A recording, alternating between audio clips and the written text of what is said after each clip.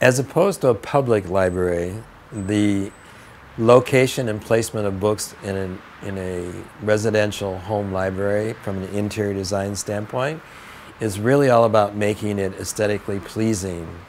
Sometimes we will organize books by category, which is an input from a client, but I don't feel that's necessary because, again, they're colorful, they're different sizes, there are different ways of organizing them.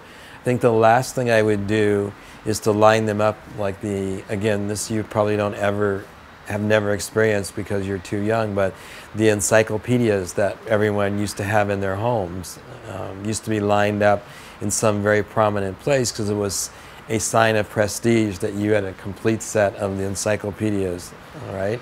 I have one set of books in my library that I do have lined up because it's the complete work of Will and Ariel Durant, who wrote the history of the world. And they wrote them in a location not far from where we're sitting right now and spent their entire lives writing this set of books. And they're beautiful. And I found them in a location of a bookstore where you can buy books by the foot for those people who don't have books in their library. And it was an unbelievable find on my part that I got them for a very, very small investment, and I value them greatly. And also, I think if you looked in my library, I have books sometimes laying on their side, sometimes they're stacked with things on top of them, little objects of art, find little things that I have found that I like.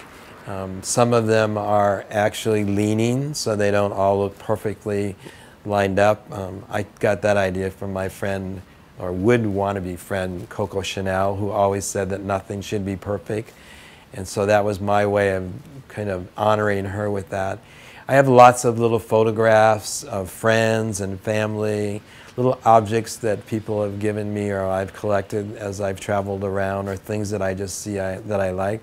I actually have Harry Potter's wand on one of my shelves in there.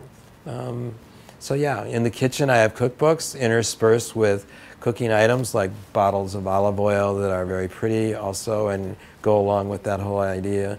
Baskets of fruit with books next to them or stacked on top of them. There are untold numbers of ways that you can be creative when designing a library or using books in a space with just a little thought for it.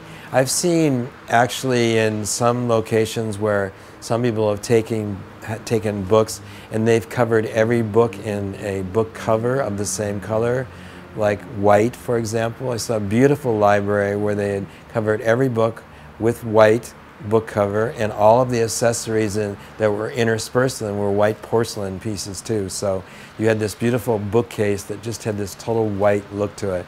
You couldn't tell what the titles were, but you knew there were books there, and you knew that was important, and it was really nice. So it's an opportunity beyond belief to be creative, and it's something you should really invest time in doing correctly.